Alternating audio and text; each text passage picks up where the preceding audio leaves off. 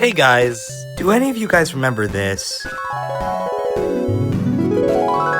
time, and we're going to talk about my characters. I counted a year ago, I had 80 or something, but I'm going to go through half of that. I'll probably make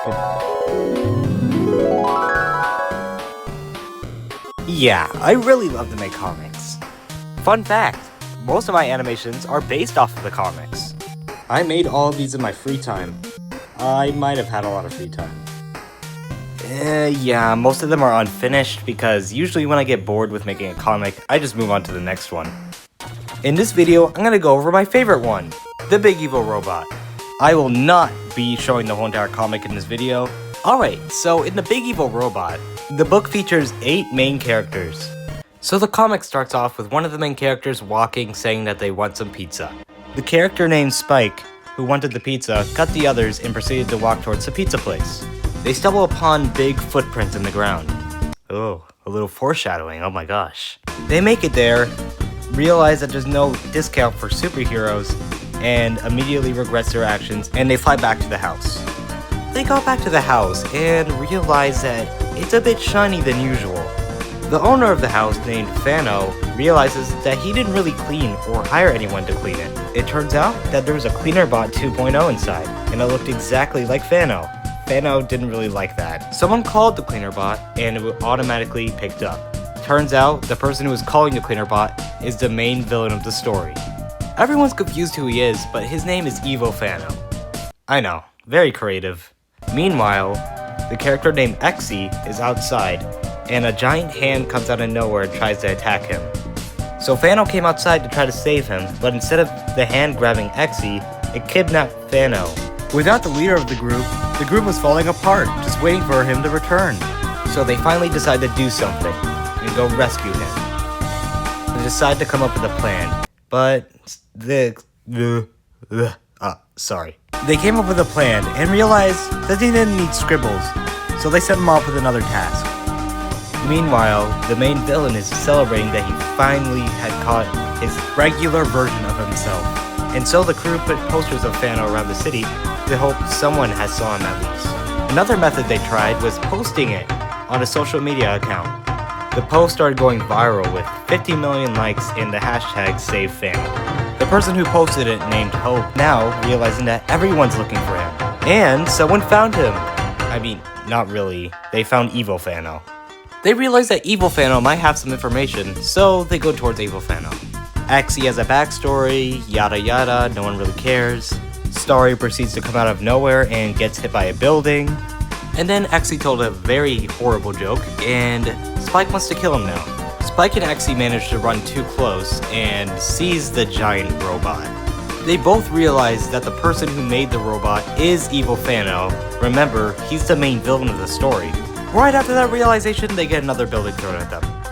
Anyways, back to Meta and Hope. While Meta is complaining about everything, even though he's flying, they come across a talking flower. No, it's not a reference to anything. The flower proceeds to introduce himself as the Sales Flower. While the group is there, he gives them 2 options, a remote that can recover people, and a mysterious orb that he doesn't even know what it does. When the group realizes that there's no discount, they proceed to leave him. When the flower realizes that he has lost a paying customer, he proceeds to give them a 110% discount. They take the remote that recovers people and proceed to leave. Evil Fano proceeds to come in right after and buy the Sales Flower orb. Meta and Hope proceed to realize that he's there and start chasing him. They manage to catch up with him and knock the orb out of his hand.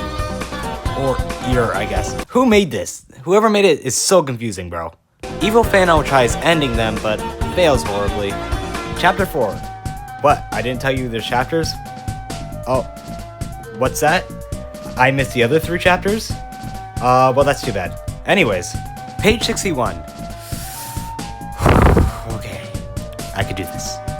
Hope started running because she's being blasted by a laser. Look at Meta. Being protective. Oh. Hope tripped and started going at lightning speeds. And all the rolling does is just escalate from here. Yep, escalates.